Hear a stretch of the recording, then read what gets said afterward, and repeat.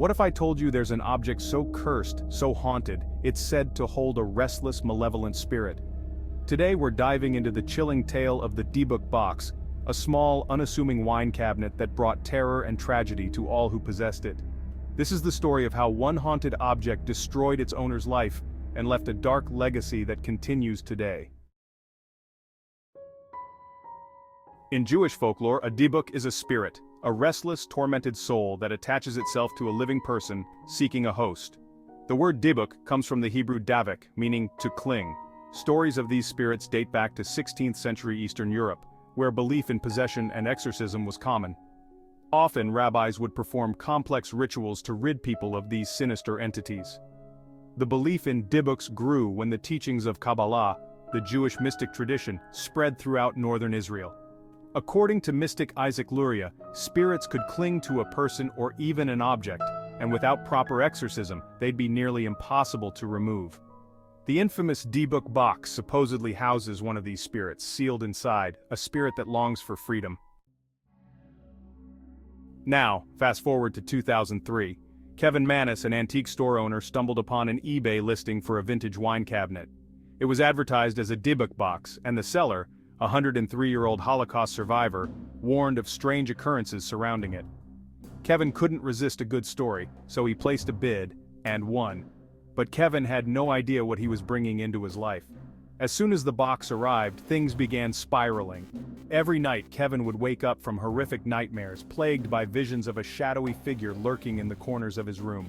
The air around the box was thick with the smell of ammonia, and family members reported being overcome by feelings of dread just being near it. One day, Kevin's mother came to visit his shop. She saw the box and felt drawn to it, almost compelled to open it. But what happened next was beyond disturbing. Within minutes, she suffered a severe stroke, leaving her paralyzed. In his grief, Kevin couldn't shake the feeling that it was the box that had cursed her. Terrified, Kevin tried to rid himself of the box by listing it back on eBay. It eventually landed in the hands of Jason Haxton, a museum director in Missouri, who thought the tale was nothing more than superstition, but Haxton would soon regret his purchase. The moment Haxton received the box, he felt a strange, almost liquid sensation in his hands. That night he was struck with excruciating stomach pain, describing it as if a knife was stabbing into his gut. And each night after, he'd be visited in his dreams by the same terrifying figure, a haggard woman who seemed bound to the box. When Jason opened the box, he found peculiar items, locks of hairpennies from the 1920s, a dried rosebud, and a cast-iron candle holder. To Haxton, these objects were unsettling tokens from a dark ritual.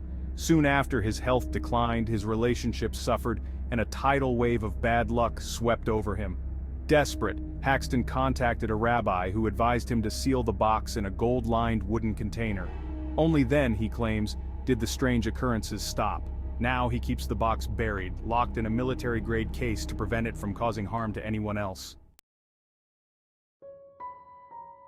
But Kevin and Jason's stories sparked a trend. Today, eBay and other online marketplaces are filled with so-called Dybbuk boxes, sold as haunted curiosities. Some are listed for as much as $1,000. Haxton believes most of these are fakes, but he insists that a few are real, and warns that anyone brave enough to own one risks facing the same curse. Today, the original Dybbuk Box is housed in Las Vegas, under the watchful eye of paranormal investigator Zach Bagans.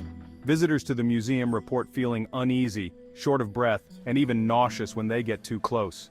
Jason Haxton claims the box no longer holds the malevolent force it once did, but that doesn't stop thousands of visitors from experiencing its strange effects. So is the Dybbuk Box truly cursed, or is it our own fear that gives it power? Perhaps some mysteries are better left unsolved. After all, not every box should be opened, and not every spirit wants to be found. Like, share and subscribe for more videos from Nightmare Creek.